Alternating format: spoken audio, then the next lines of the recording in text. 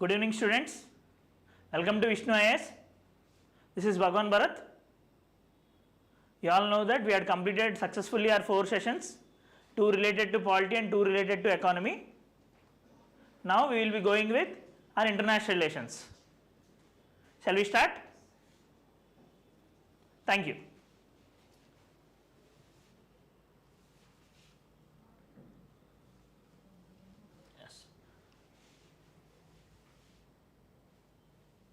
Yeah. First things first.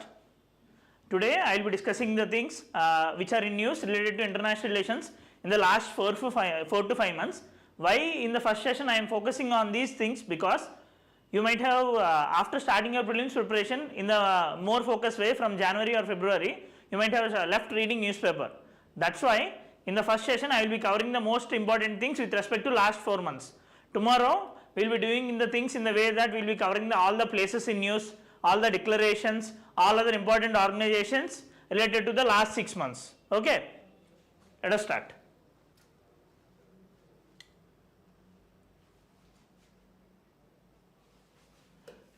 Trade and Economic Partnership Agreement.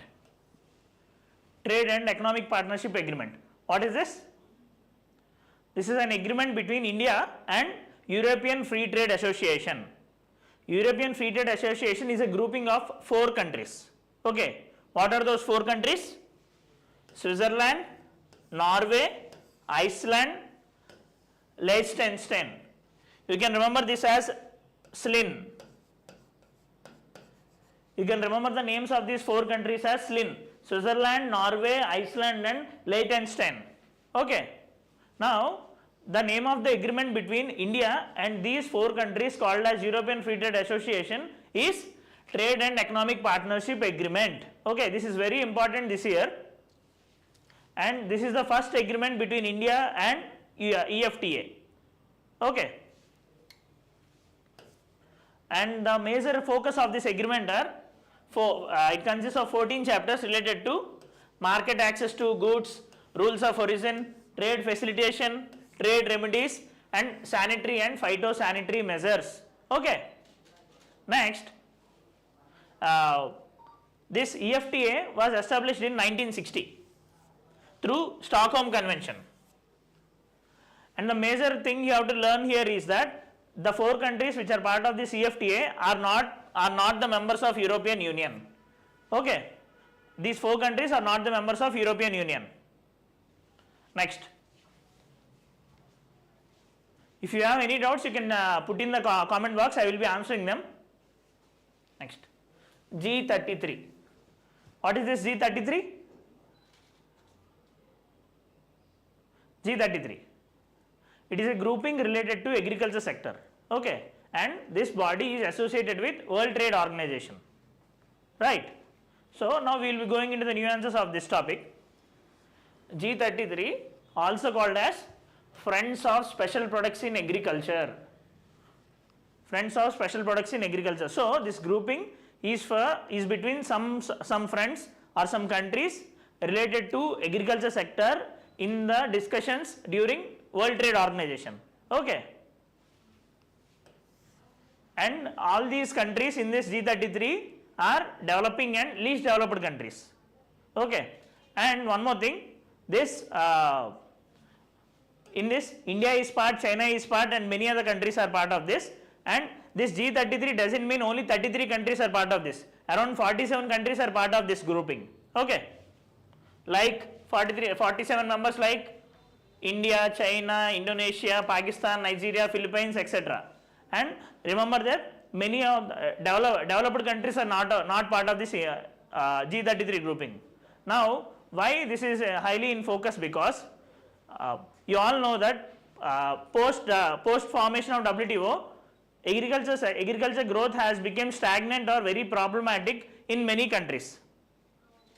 Why? Because there is a wide opening of markets regarding agriculture, but these developing and least developed countries, their economy is mostly thriving on agriculture sector. In this scenario, if many incentives will be given for promotion of agriculture, it will become a boon for these countries. In this scenario, G33 was formed. Okay. And when it was established prior to 2003 Cancun Ministerial Conference that was coordinated during the Doha round of World Trade Organization negotiations. Okay. The word Doha Development Agenda is related to which organization?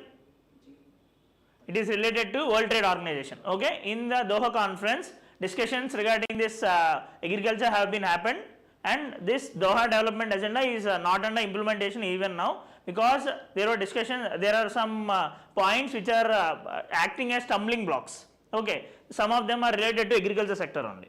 Okay.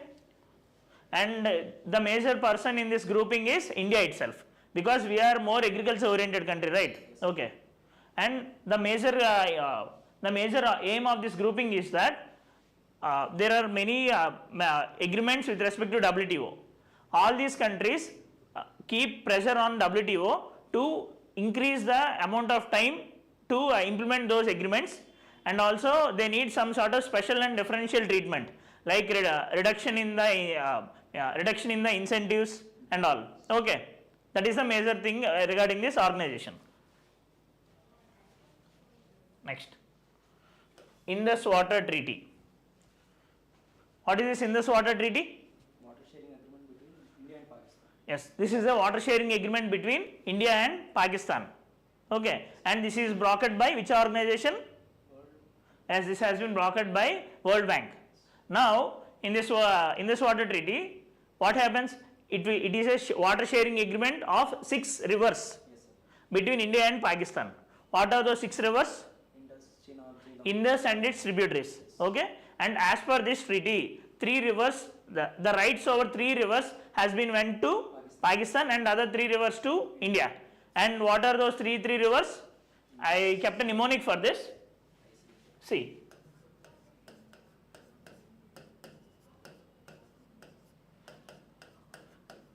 rivers which went to Pakistan are Chief Justice of India. Remember it as Chief Justice of India. What are those 3? Chenab, Jhelum and Indus. And what is the name of party of KCR in Telangana? BRS, Bharatiya Rashtra Samiti. So the rivers of Indus tributaries which are given rights to India are BRS, which means Bees, Ravi and Satluj. Okay, remember it as CJI, Chief Justice of India, and BRS, Bharatiya Rashtra Samiti. Okay. Brokered by World Bank, and this was signed in 1960. Okay. And since 3 rivers have been divided between 2 countries, many projects have been allowed in their own countries. But since here India is the upper riparian country and Pakistan is the lower riparian country, means water will be flowing from India towards Pakistan. So all these 6 rivers will be flowing from India itself. That's why some rules have been kept regarding the usage of water. Projects allowed, while Pakistan has the rights over the waters of the western rivers. The western rivers are CJI. Allows India to use a certain on these CJI. Indian people can also use Indian government can also use these rivers for agricultural purposes. Okay, and also it allows India to build run of the river hydropower projects. What are these run of the river hydropower projects? These are projects where electricity hydropower will be produced not by storage of water but using the force of water. There is no requirement of storing water like dams and all. Okay, these are called as run of the river projects. Only these are allowed to be constructed. And if India is constructing many more or any other things, Pakistan can oppose them. Okay. Pakistan, it also allows Pakistan to raise objections over such projects. Okay. And if there are any problems with regard to implementation of this treaty, there are 3-tiered mechanism to solve the problem. Okay. And what are those 3 steps? First, through the permanent commission. With this treaty, a permanent commission on Indus Water Treaty have been created with both India and Pakistan having the participation. So first stage is solving the issue with the help of permanent commission between the 2 countries. Okay. Now here in this negotiations only 2 countries will be involved, and in the next stage if here the problem couldn't solve, it will be going to neutral expert of the World Bank. This is the second tier. In the final tier, even if the problem couldn't be solved with the help of this neutral expert, finally it will be going to court of arbitration. Okay. As I mentioned, permanent Indus commission has been created by this treaty. And as per the rules, the commission must meet at least once a year, alternatively India and in Pakistan. Okay. Recently, around 2 months back, this meeting has also been conducted. Okay. Sir, Pakistan can object with regard to BRS or CJ areas in case of India using them? With respect to CJ areas. Okay. Yes, sir. Yeah, this is the map. This is not clear, I guess. See, India will be having the access to Beas, Satluj, Ravi, and Pakistan, Indus, Jhelum, Chenab. Okay. Like this. Next. Interpol. This is highly in use. Whenever a politician goes to other countries, opposition parties will be saying that Interpol might arrest them, Interpol might arrest them, they are having many cases, they had many so much of black money, they are having so much of criminal cases on them. Okay. So, just jokes apart, this Interpol is a body which will be controlling crimes or financial things in a global manner. Okay. So, it is an international criminal police organization. So, you can call them as global police. Okay. Or Interpol, it is a 194 member intergovernmental organization. This was headquartered in Lyon in France. Okay. India joined this organization in 1949 itself, and the major thing you need to know about here is that there is one Interpol National Central Bureau. Every country, every member country will be having one Interpol National Central Bureau, which means this will be the point of contact between that country and Interpol organization. Yes. And in India, the National Central Bureau is CBI. Okay. Central Bureau of Investigation of India is the National Central Bureau of Interpol for India. Yes. Okay. CBI is designated as the National Central Bureau. Now, how Interpol will be functioning? It will be giving 8 types of notices. You might have heard this in news. It is color coded notice. Each notice will be having different meaning. Okay.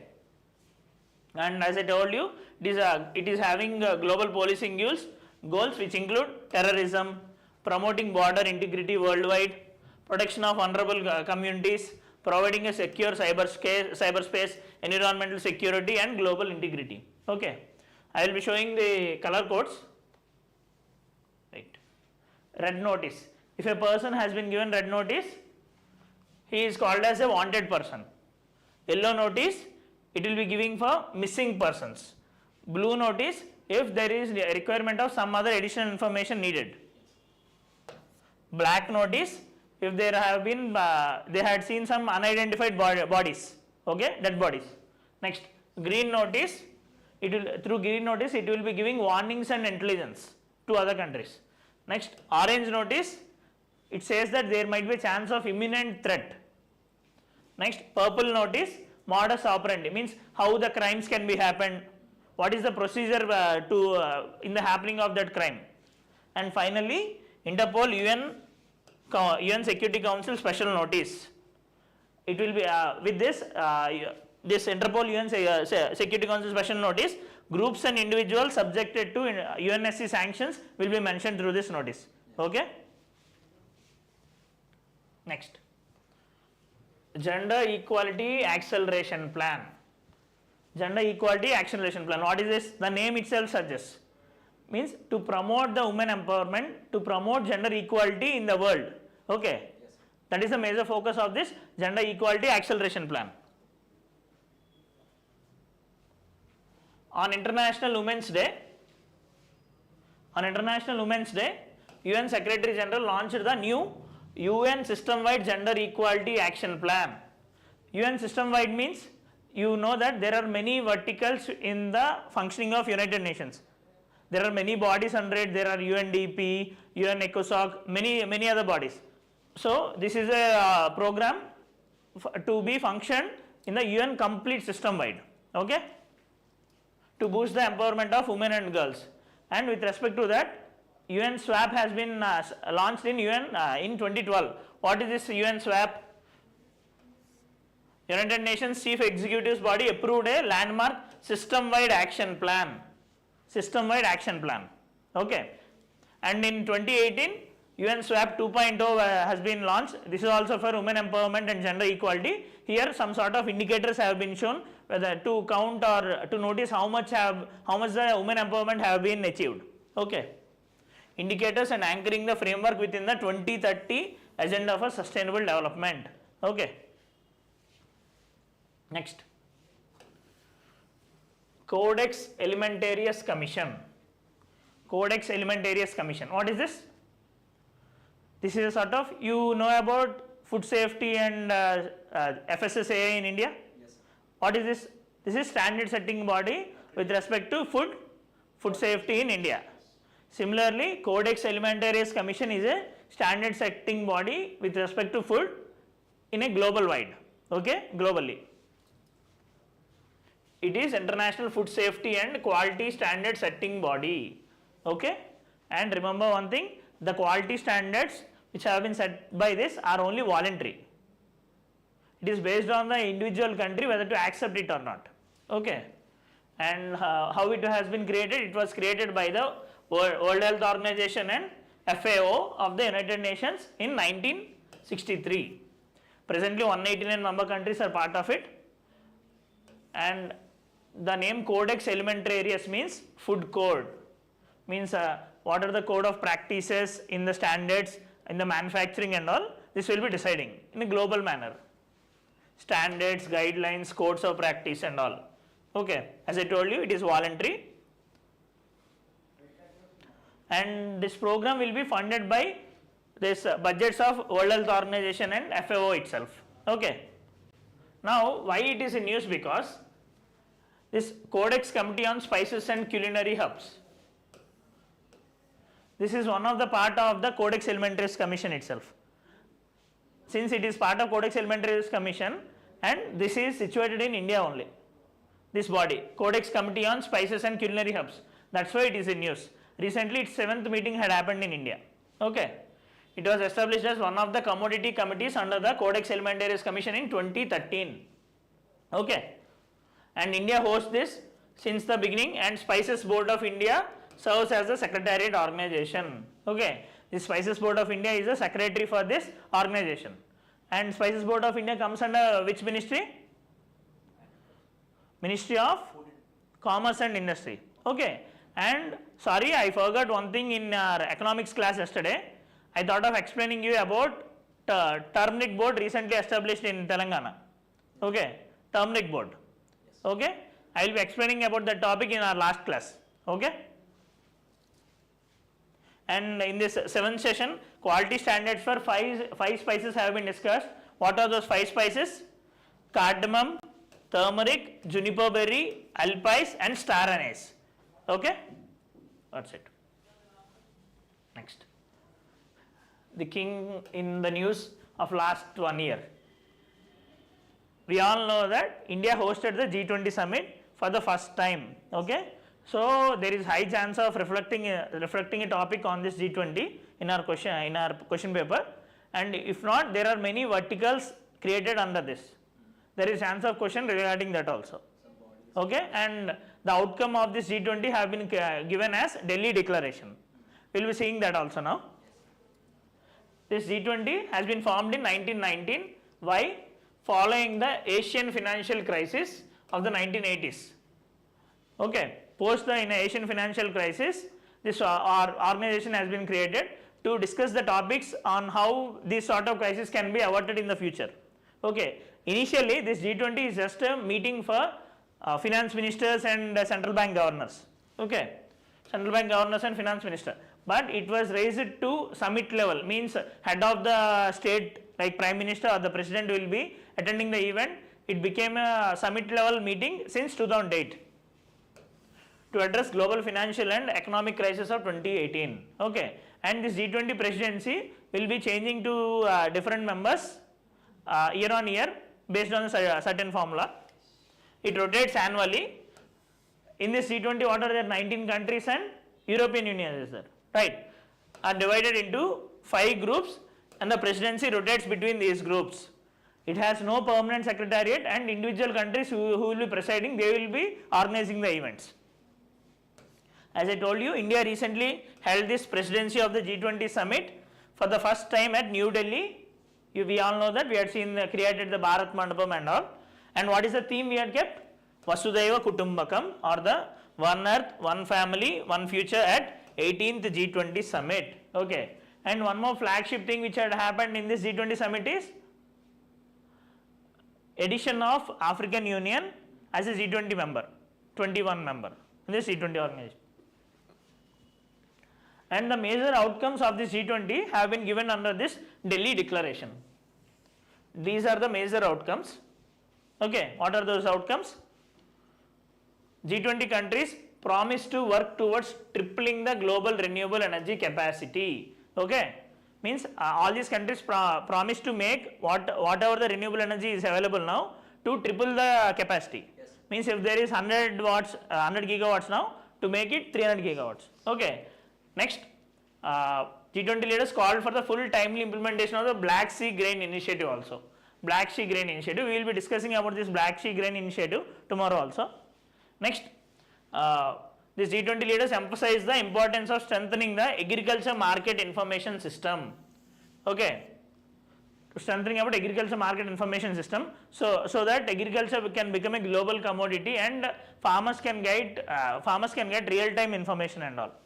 And the major thing which happened in the last 1 year is formation of India, Middle East, Europe Economic Corridor.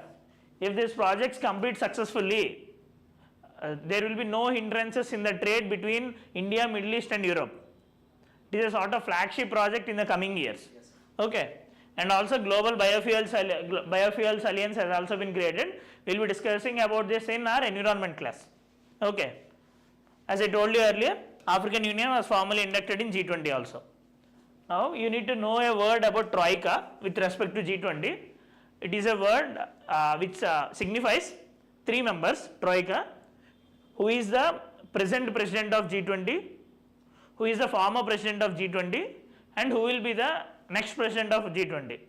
All these three countries, the members of these three countries will be coming together in a meeting called Troika, okay, and they will be discussing how to plan further. Okay, that is called as Troika. Next, African Union. Okay, what is this African Union? It is a grouping of all the African countries, 55 African countries into one group. We had South Asian countries as SAARC. Okay, NAFTA for North American countries. Similarly, African Union is a grouping for all the African countries. Okay, continental body consisting of the 55 member states. Okay, it was officially launched in 2002. But now why it is in use? Because first thing, it has been inducted into G20, and the other thing, it had in its 37th African Union Summit, member countries took the initiative of forming Africa Club. Okay, they had created a new thing called Africa Club. It is related to financial sector. Okay, now this African Union is headquartered at Addis Ababa in Ethiopia. Okay, why this African Union has been created? We all know about the scramble for Africa, and also the how suppression it has been facing since many years due to superpowers and all. Yes. Many superpower rivalries have been taking place in a surrogate manner in Africa. So to control all this, and also to increase their political clout, economic clout and all, to create a developed world, they had created this African Union. Okay. Now, Africa Club. It is the alliance of African multilateral financial institutions launched at African Union Summit. Okay, means for example, South Africa will be having one sort of financial institution, and Kenya will be having one financial institution, and there is also multilateral financial institutions inside Africa. This African Club is a grouping of all those countries. Once meeting starts, they can have a common financial policies, discussions over that to make Africa financially developed. Okay, that's why this has been created. This initiative aims to amplify Africa's influence in the global financial system. Okay, We all know that in the global discussions, Africa is not a major part in present situation. Okay. And by aligning its functions with the Sustainable Development Goals and the African Union's Agenda 2063, all the actions of this African Union will be based on this Agenda 2063. In this Agenda 2063, they have given a group of 10 principles called Kampala principles. Okay.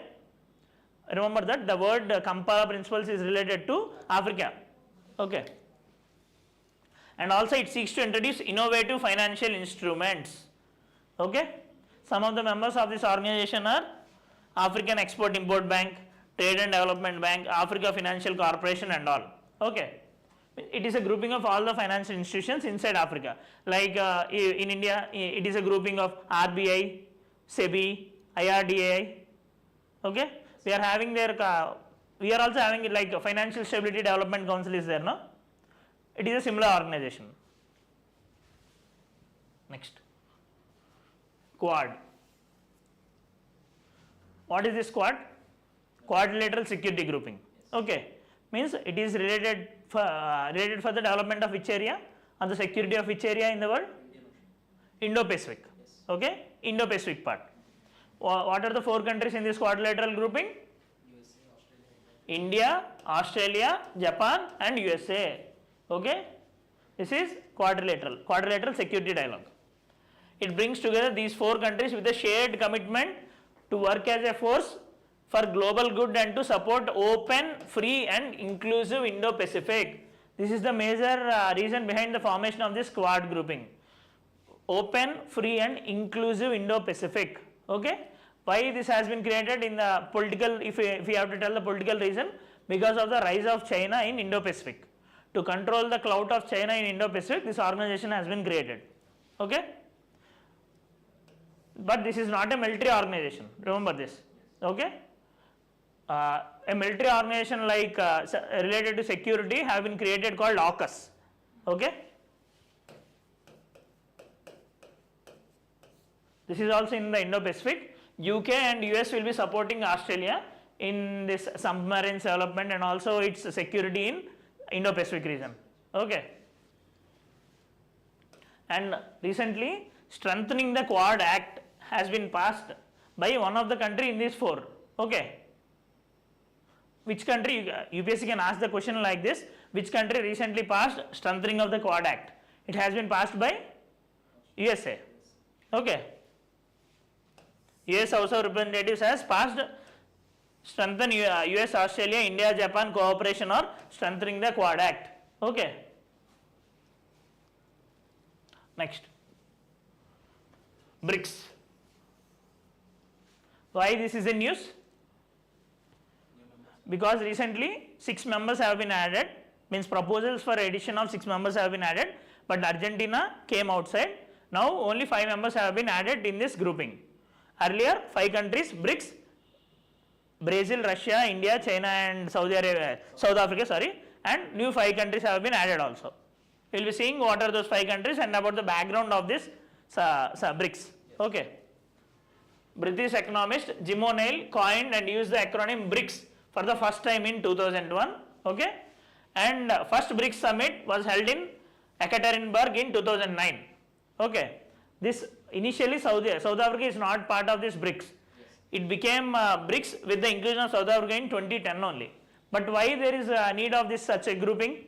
Because world assumed that is 2010, this is 2024, right?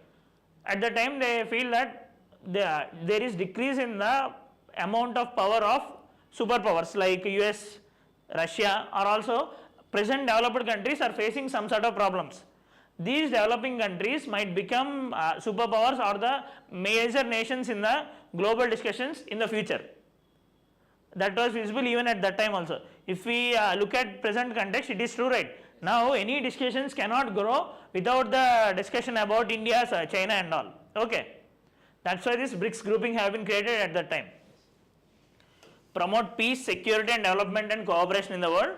And the notion behind this coinage of BRICS was that the nations' economies would come to collectively dominate global growth by 2050. Okay, the thing which I had told you earlier. Okay, and having These are the 5 members, and recently 5 countries have been added. What are those 5 countries? Egypt, Ethiopia, Iran, Saudi Arabia and the UAE. Okay, and the mnemonic I created for this is use emotional intelligence. Okay, you know about emotional intelligence, right? While attempting your prelims paper, you have to use emotional intelligence. You have to be controlled, you have to be stable, sthita pragnata. Okay, you have to be calm. The thing is that, see, leaving this aside, in your UPSC prelims, you had opened your paper, you couldn't answer first question, you couldn't answer second question, and you went to 10 questions, you couldn't answer even one question. What happens? Fear comes in us. We get panic. We will show that that problem in the rest of 90 questions also. It is not correct. It is not using emotional intelligence. What is the right thing to do that in that time? If 10 questions you couldn't answer, you have to think that already 10 difficult questions are over. So in the coming questions, many easy questions might be there. Okay. అంటే ఏంటి already కష్టమైన క్వశ్చన్లు అయిపోయాయి. So ఇంకా next అన్ని easy questions ఉంటాయి. So ఇంకా మీరు హ్యాపీగా ఫీల్ అవ్వాలి. Okay, that is the thing here. Use EI I created what is this? U means UAE, S means Saudi Arabia, E means Egypt, another E Ethiopia, and I means Iran. Okay, use emotional intelligence. These are the 5 countries. There is chance of this. And one more thing, if you will be sure that some sort of questions might be coming, we can't guess properly, and if there is some sort of difficulty in remembering the things of the topic, create some sort of mnemonics or internalize it, then only you can use it in the paper. Okay, next, International Astronomical Union. What is this? The name itself says Astronomical Union, means something which is related to astronomy. Okay, astronomy. It was established in 1919 and headquartered in Paris, France. It is a senior body governing international professional astronomical activities worldwide.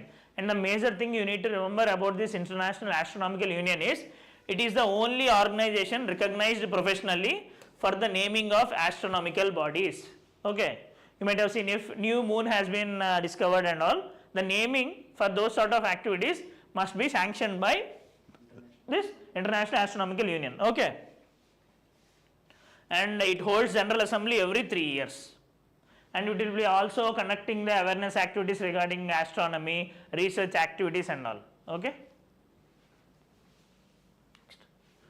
International Telecommunication Union.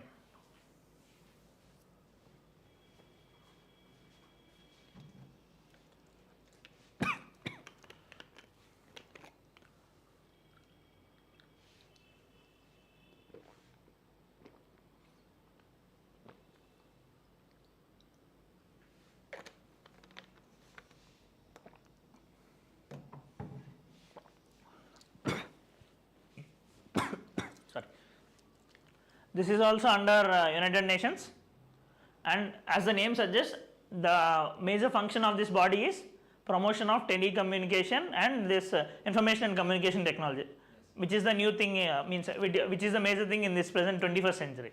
Okay, United Nations Specialized Agency. How many specialized agencies are there under United Nations? 15 specialized agencies are there. And how many permanent bodies are there under how many main organs under UN? 6. Okay, UN General Assembly, UN Security Council and all. Okay, in 1947 this ITU became a specialized agency of the UN. Okay, this is headquartered in Geneva, Switzerland. Why it is in news now? Because recently Dr. Neeraj Mittal was unanimously elected as a co-chair of the Digital Innovation Board of International Telecommunication Union. Okay, Neeraj Mittal is an Indian. He recently became co-chair of the Digital Innovation Board of the International Telecommunication Union. Okay, and the major function of this International Telecommunication Union is coordinating between the governments and private sector bodies with respect to global telecommunication and information and communication technology services. Okay, now as I told you, Neeraj Mittal is the co-chair for this Digital Innovation Board. We need to know about this Digital Innovation Board also. What is this Digital Innovation Board? it comprises of ministers and vice ministers of telecom or ICT from 23 member countries of this ITU, okay, spanning Asia, Europe, Africa, North and South America, okay. And this International Telecommunication Union has also started a Innovation and Entrepreneurship Alliance for Digital Development. If you see in the exam, like Innovation and Entrepreneurship Alliance for Digital Development is related to which organization? The answer is International Telecommunication Union, okay. Next, Nuclear Energy Summit. This is also important because this is the first ever Nuclear Energy Summit, okay. This has been conducted in Brussels in Belgium, okay. Now why this Nuclear Energy Summit has been conducted? Because in you all know about this UNFCCC is a Conference of Parties. Recently in Conference of Parties 28, where it has been happened? UAE in Sharm el Sheikh, okay. In this UAE, they had given you know about the global stock take, right? In the global stock take, first time they had mentioned about nuclear energy, importance of nuclear energy, okay. Since a program of implementation has been shown in the global stock take of COP28, so then they thought of creating doing a nuclear energy summit, okay. First ever nuclear energy summit held at Brussels, Belgium, and this is hosted by International Atomic Energy Agency and the Belgian government. What is the other name of this International Atomic Energy Agency? It is Atoms for Peace.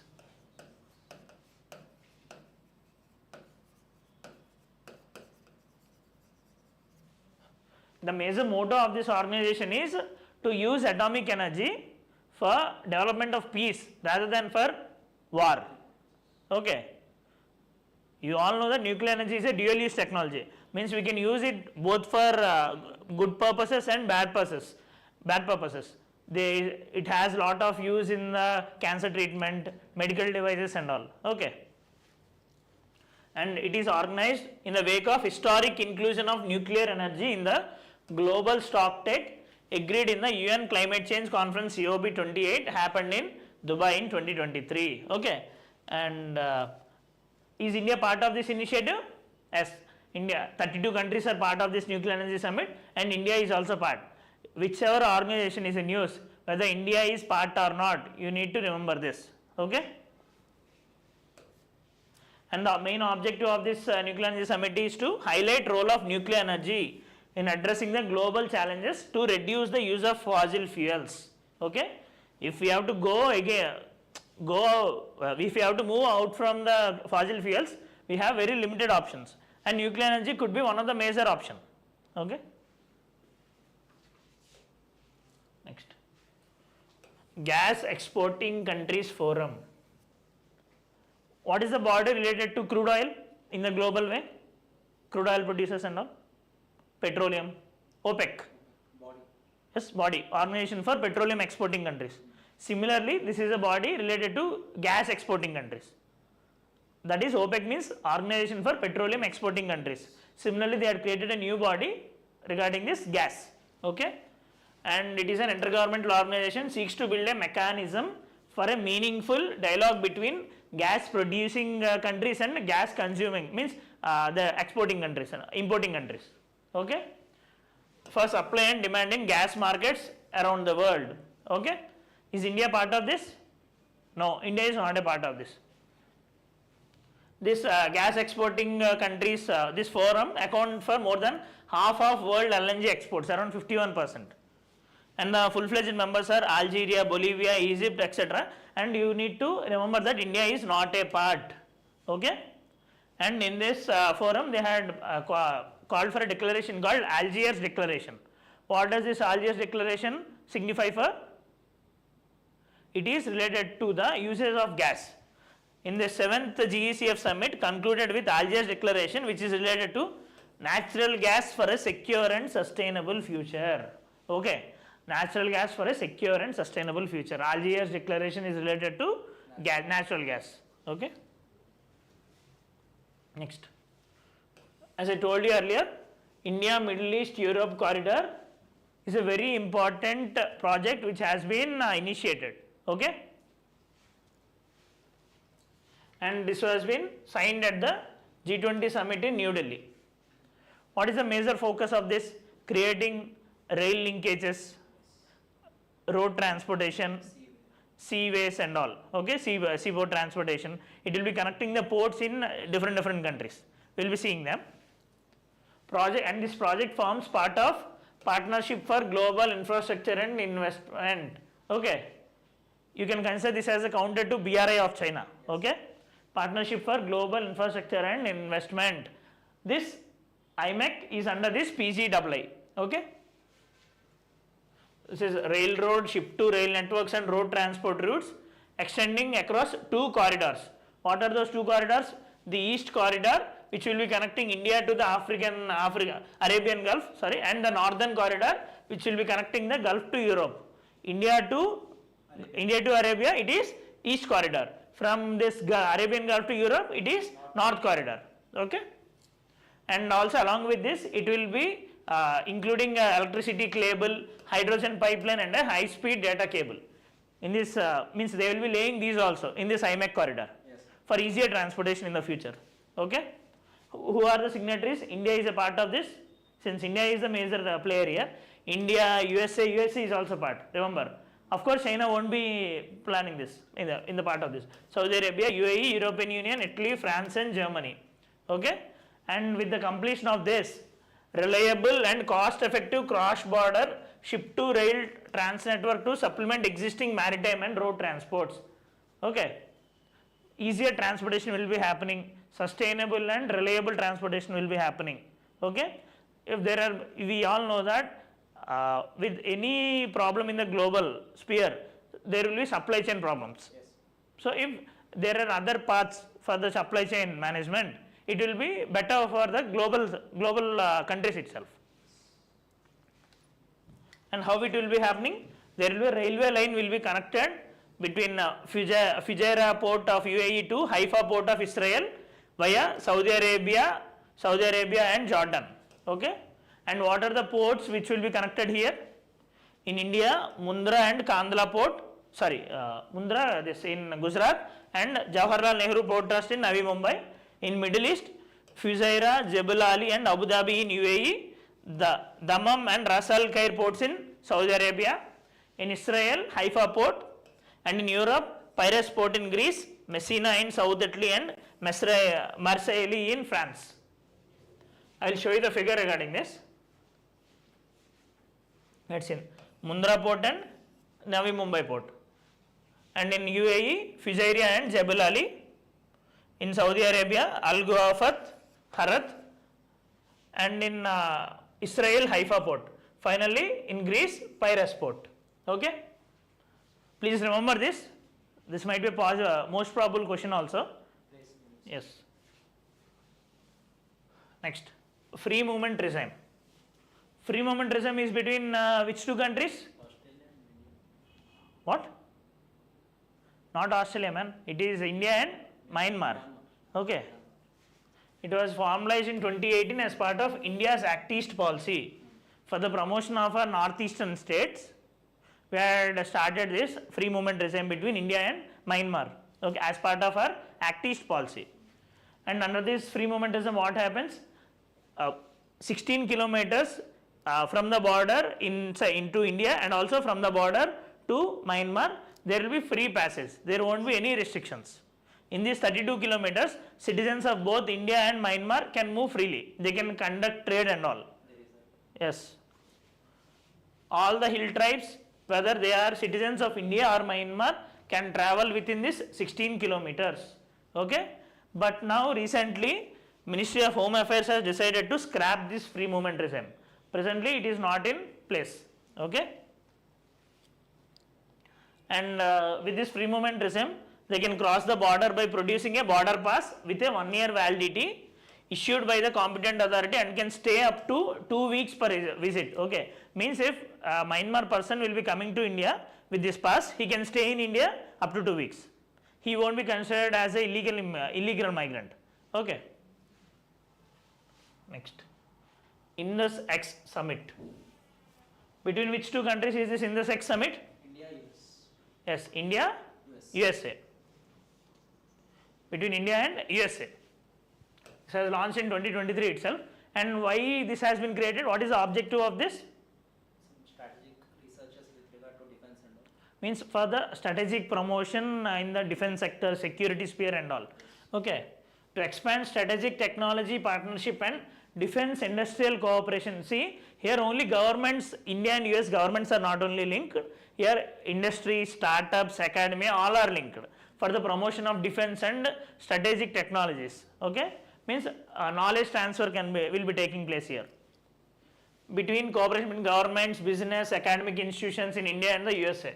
Okay, and this will be Indus X will be a defense innovation bridge, right? Because whatever innovation happens here, we can use it in India and similarly in the other country also. Yes. How? In the form of creating a joint innovation fund, academia engagement, industry startup connect and all. And who will be anchoring this project in India? In India, Innovations for Defense Excellence, IDEX, and in USA, Office of the Secretary of Defense, OSD US, are leading this Indus X project. From India, it is IDEX. Now we need to know about this IDEX also. This was created in 2018 by Ministry of Defense. What is the aim of this? Innovations for Defense Excellence. To achieve self-reliance and foster innovation and technology development in defense and aerospace. It will be supporting the industry, MSMEs and individual players for the promotion of digital defense technology and aerospace technologies. Okay. And this IDEX will be funded by two major PSUs regarding the defense. What are those two? BEL, Bharath Electronics Limited, and HAL, Hindustan Aeronautics Limited. Okay. NATO, North Atlantic Treaty Organization. What is this? This is between the countries in the North Atlantic part. Countries which are bordering the Atlantic River, Atlantic Ocean. Okay, in the northern hemisphere. Okay. This is a sort of collective defense organization. What is the meaning of this collective defense organization? To counter Russia's influence. No. If some countries, say if 5 countries came together under a collective defense pact, it means the word collective defense is the keyword here. Under this collective defense treaty, it will be considered that if the outer country or the other countries not part of this union of 5 countries will be attacking any one country, all the 5 countries will be considering that it is an attack on these 5 countries, all the 5 countries. Then they can go for action as if they had attacked us. Okay, this is called as collective defense. Okay, founded in 1949 with the signing of North Atlantic Treaty or Washington Treaty, with the aim of acting as a deterrent to the threat of Soviet expansion. Okay, from the Russia's influence to avoid the crisis, this has been created in 1949. Okay, it is headquartered at Brussels, Belgium. Presently, 32 countries are part of it. Recently, Finland has joined also. Political and military alliance of 32 countries from Europe and North America. Is Ukraine part of this? Wanted to be a part of it. Ukraine submitted its application to become part of this, but due to the internal problems, they didn't accept that up to now. But there is chance of inclusion. And also, there is one more thing, that Russia-Ukraine crisis is also increased because of this action, membership action. It is founded on the principle of collective defense, Article 5 of the treaty, which I told you. This means if one NATO ally is attacked, then all the NATO allies are attacked. They will consider in this way. Okay. Finland joined NATO in 2023. Okay. Next, major non-NATO ally status. What is this?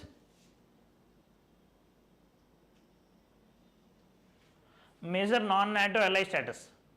Just associate members kind of. Associate members. Means these are this major non-NATO ally status will be given by USA. USA will be marking some countries as major non-NATO allies. This if it considers some country as major non-NATO ally, it can help those countries in defense cooperation, technology transfer, strategic pacts and all. but it won't be helping in the military way as we see in NATO. Means it can't go wage a war against other country if it is a major non-NATO ally. Is India part of this?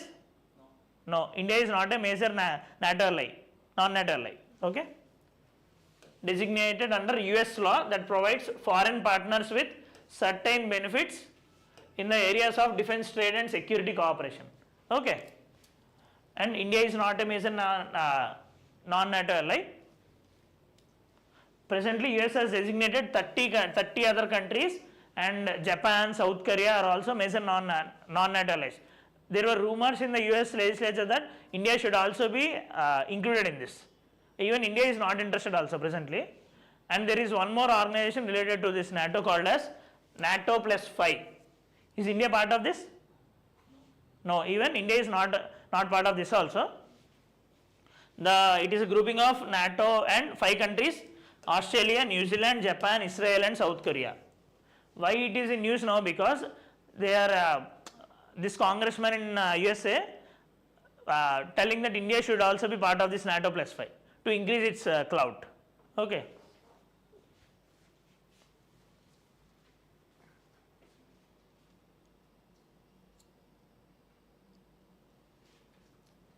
Next, Indo-Pacific Economic Framework for Prosperity, IPEF. What is this IPEF? We all know that India is having very relatively less relations with respect to smaller countries, this small island developing countries in Pacific Ocean. So this is an initiative by India with this Pacific Ocean countries, small island countries. Economic initiative launched by US President in 2022. Okay, it has 14 member states: Australia, Brunei, Fiji, India and all. Okay, Indo-Pacific Economic Framework, and there are 4 verticals under this: trade, supply chain, clean energy, decarbonization and infrastructure, tax and anti-corruption. What are the 4 pillars? Trade, supply chain, clean energy, decarbonization and infrastructure, tax and anti-corruption. And here the rule is that there is no requirement for the member countries to be part of all the 4 verticals. India is not part of this trade vertical. Okay. This framework is intended to advance resilience, sustainability, inclusiveness, economic growth, fairness and competitiveness for member economies. Okay. We can consider this also for the development of Indo-Pacific, right. Next, World Government Summit. Which is the anchoring country for this World Government Summit? UAE. UAE is the most this anchoring country for this World Government Summit. Recently Prime Minister Narendra Modi also participated in this event, that's why it is in news. Established in 2013 under the leadership of the Vice President and Prime Minister of UAE. It is annually held in Dubai and UAE, and why it is being conducted? To share new methods of governance, if there are any improvements, uses of technology in the governance and all. For this has been created. Okay.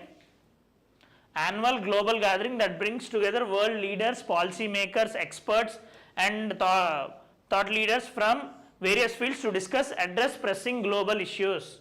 Okay. All the issues which are in global sphere, those also will be discussed in this summit. And what is the theme of this year? Shaping future governments. Recently Indian government has been invited as guest of honor for this event. Okay.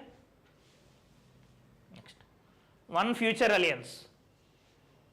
This is an brainchild of India only. This was created under G20 framework, announced by India at G20 summit in New Delhi. Why this One Future Alliance? To be formed to leverage technology. The major focus here is technology, usage of technology for the betterment of people. Okay. It aims to bring all the like-minded countries in the development of technology in the future. Collaborate and use technology to drive social, economic and sustainable development. So basic thing you need to remember here is that One Future Alliance launched in G20 by India. Major focus is for the usage of technology for future development. Okay. And in this open source customizable stacks will be created. okay, means apps and all which will be useful for the people. Next, G7. What is this G7? This is a grouping of some developed countries. This was intergovernmental organization. Which 7 countries? US, UK, France. From North America, Canada and USA are part, and from Europe, France, Germany, Italy are part, UK is also, and from Asia, Japan is part of this. Okay, and EU is not a part, but it is considered as a non-enumerated member. Okay, it was formed in 1973 to discuss the global financial issues and all. It became a flagship thing post 1973 also. Recent summit of G7 is happening at Japan. Okay. Earlier it used to be G8. Russia is also part of this G8. But post Russia's annexation of Crimea from Ukraine, it has been removed from this organization. After that, it became G7. Next, FIPIC, Forum for Indo-Pacific Islands Cooperation. This is a cooperation. This is a grouping for grouping between India and Pacific Island countries. Okay, 14 island countries like Cook Islands, Fiji, Kiribati, and all. India's relations with these islands are relatively very less. To increase their relations or for the betterment of their relations, this FIPIC has been created. Okay, yes. This FIPIC is a major idea of India. We need to know until this. Okay, and recently 3rd FIPIC summit held at Port Moresby, the capital of Papua New Guinea. Okay, recently a landslide also happened near Papua New Guinea. Okay. Next, Association of World Election Bodies. Means Election Commission of India for India and other election bodies across the world will be coming together for a meeting. This Association of World Election Bodies. Our Election Commission of India chaired this body for 2 years. Now it is an executive member. Okay. Largest association of election management bodies, founded in 2013 in Seoul, Republic of Korea. Recently the meeting happened. The theme of its meeting is a global view on the challenges of regional elections 2023. Okay, as I told you, ECI took over as the chairperson for 2019-22. Presently it is a executive board member, and this AWEB center has been created in New Delhi. Okay. Five Eyes Intelligence Alliance. What is this Five Eyes Intelligence Alliance?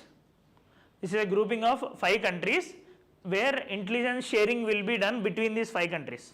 Okay, is India part of this? No, India is not part of this. What are those 5 countries? Australia, Canada, New Zealand, UK and USA. Why it is in news? Because they are sharing the intelligence among themselves recently with regard to Russia and China's actions. Okay. It has a continuous sharing of intelligence products via a secret collective database known as Stone Ghost. Okay. With the help of the Stone Ghost, they will be transferring their secret intelligence. Okay. Global Alliance of National Human Rights Institutions. What is this? What is this? It is the body which will be giving ratings for national human rights bodies of different countries, for NHRC and all. Why this is a news? Because recently it rejected giving rating for NHRC of India. In last 2 years assessment, it had just deferred NHRC's accreditation. In recently just 15 days back, it didn't accept the accreditation of NHRC. Okay, that's why. It was established in 1993, and it will be seeing whether countries are implementing the Paris principles or not. Paris principles are related to human rights. Okay.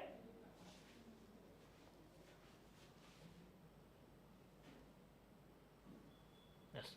Final thing, UN Human Rights Council. What is this? UN body which will be helping, which will be promoting the human rights across all the countries. It has been created by the resolution 60/251, headquartered at Geneva. here there is a thing called Universal Periodical Review. Universal Periodic Review. In this, individual countries will be, for example, for India, three other countries will be coming and looking into the human rights situations in India. This is called as Universal Periodic Review. Okay, based on that, they will be giving a report. And presently, 3 country representatives serving as a troika for the review of India are Sudan, Nepal, and Netherlands. These 3 countries will be doing this Universal Periodic Review and giving rating for us. Okay. And one more thing you need to remember regarding this UNHRC is India is elected in UNHRC for 2022-2024 term. Okay. All the UN members will not be part of this UNHRC. Only 47 members will be part of this, and elections will be conducted among the UN members to select these 47 members based on regional basis. Okay. India recently selected for the 6th time. Okay. That's why it is in news. Who will be the chairman? Among themselves. Among them. Yes. Okay. These are the things we have discussed today. If you have any doubts, you can contact us also through Vishnu IAS number. And tomorrow we will be discussing about the conventions, places in use, agreements, relations between India and other countries which are in highly in use, and declarations. Okay. Thank you.